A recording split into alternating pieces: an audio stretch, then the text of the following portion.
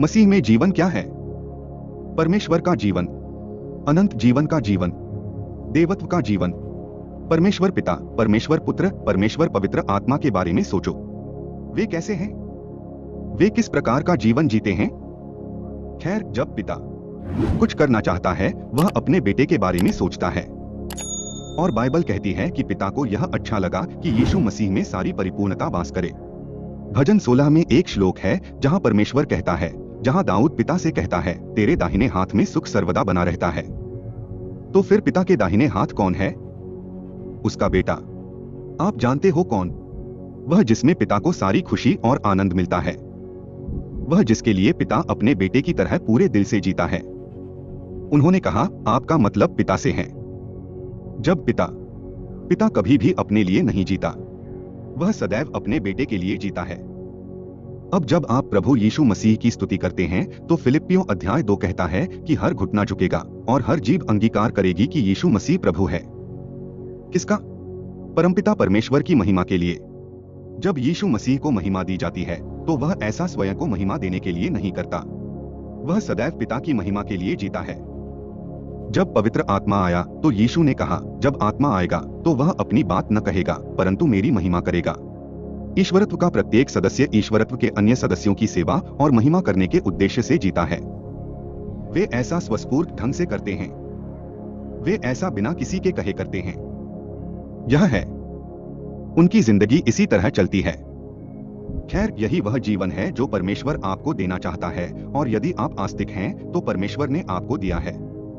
यह वह जीवन नहीं है जो कहता है, यह एक ऐसा जीवन है जो कहता है और तुम्हें मेरा जीवन लिया जाएगा। सहजता से, पूरी तरह से दूसरों के लिए जीना है। रविवार स्कूल में हम छोटे बच्चों को पढ़ाते हैं, यदि आप अपने हृदय में आनंद आनंद आनंद आनंद चाहते हैं। कैसा आनंद? यीशु, अन्य, अपने आप को, यही आदेश है। लेकिन असली खुशी तो यीशु और दूसरों को पहले स्थान पर रखने और खुद को भूल जाने में होगी। आप देखिए, मसीह यीशु में जीवन की आत्मा का नियम का अर्थ है ईश्वरत्व का जीवन। वह जीवन है जो परमेश्वर आपको देना चाहता है और जो उसने आपको दिया है, और यही वह चाहता है कि वह आपके माध्यम से अपनी महिमा के लिए जीवन जिए। तो वह जीवन आपको पाप और मृत्यु के नियम से स्वतंत्र करता है। अब पाप और मृत्यु का नियम, हमने पिछली बार इस बारे में बात की थी। पाप और मृत्यु की व्यवस्था से आप स्वतंत्र हो सकते हैं। इसका तरीका है कलवरी पर प्रभु यीशु मसीह का पूरा किया गया कार्य। रोमियो अध्याय 6 में यही कहा गया है। रोमियो अध्याय 6 में बताया गया है कि क्योंकि आप मसीह में हैं तो याद रखिए कि हम शुरू में आदम में हैं, और आदम में सभी मरते हैं परंतु मसीह में सभी जिलाए जाते हैं। इसलिए हमें आदम से निकलकर मसीह में आने की आवश्यकता है, और ऐसा करने का तरीका एक आत्मा के द्वारा है। क्या हम सब एक शरीर में बपतिस्मा लिए हुए हैं? नहीं बूझते हो? रोमियो अध्याय 6 कहता है, हम में से जितनों ने यीशु मसीह में बपतिस्मा लिया है वे उसकी मृत्यु में बपतिस्मा लिए हैं। हम बपतिस्मा द्वारा मृत्यु में उसके साथ दफनाए गए हैं। हमें जीवन की नवीनता में चलने के लिए पाला गया है। परमेश्वर की आत्मा के एक दिव्य बपतिस्मा द्वारा रखे गए थे। हम आदम से बाहर निकाले गए हैं। और इसीलिए मैंने आपसे हर बार कहा है कि जब भी हमने इस विषय पर बात की है तो किसी को भी रोमियो अध्याय 6 में दिए गए बपतिस्मा में पानी का एक अणु भी न मिलाने दें। जब वे ऐसा करते हैं तो वे आपकी आध्यात्मिक गर्दन काट देते हैं।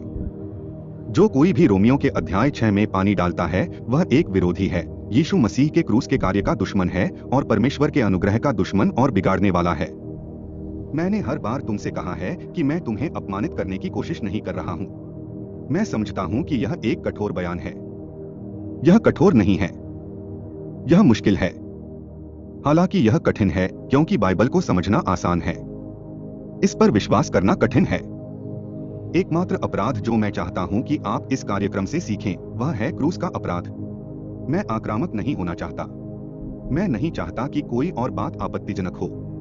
यदि क्रूस आपत्तिजनक है क्योंकि यह कहता है कि यीशु मसीह ही सब कुछ है और बाकी सब कुछ कुछ भी नहीं है, तो फिर ऐसा ही हो। यदि आप इससे नाराज हैं तो मुझे कोई आपत्ति नहीं है।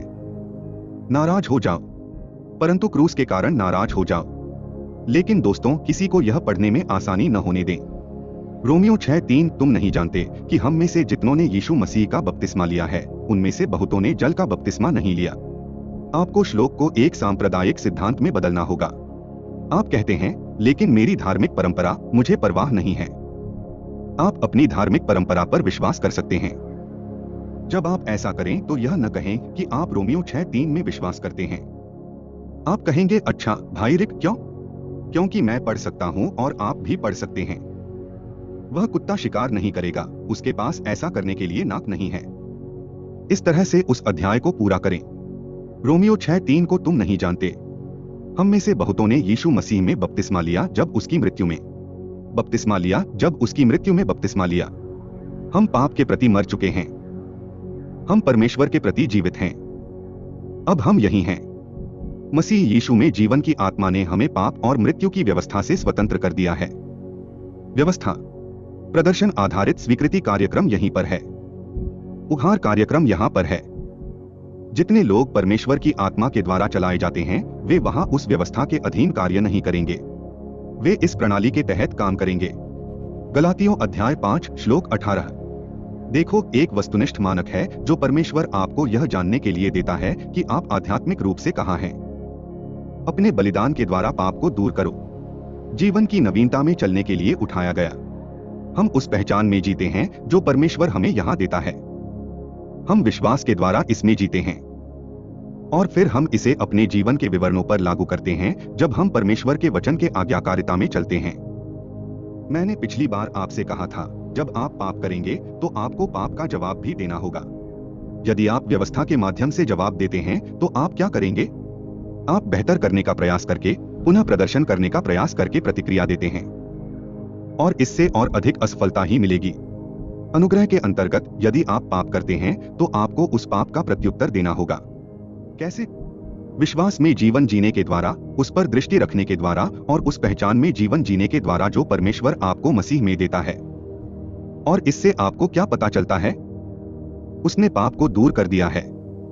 तो फिर आप अपने जीवन में जो पाप देखते हैं उसके साथ क्या करेंगे?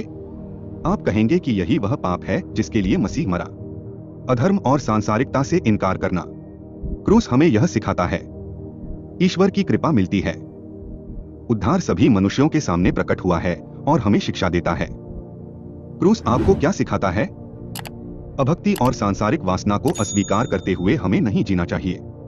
इस बात को नकारना अब मेरी पहचान नहीं है। मैं यही हूं और मुझे उस पहचान में जीना चाहिए जो परमेश्वर ने मुझे अपने पुत्र में दी है। खैर, यह रोमियो 8 गलातियों अध्याय 2 श्लोक 20 है। पौलुस ने कहा, मैं मसीह के साथ क्रूस पर चढ़ाया गया हूं। तो भी मैं जीवित हूं, तो भी मैं नहीं, पर मसीह मुझ में जीवित है और मैं जो जीवन शरीर में जीता हूं वह मसीह है। मैं परमेश्वर के पुत्र पर विश्वास करके जीवित हूं, जिसने मुझसे प्रेम किया और मेरे लिए अपने आप को दे दिया। जब वह कहता है, मैं परमेश्वर के पुत्र पर विश्वास करके जीवित हूं।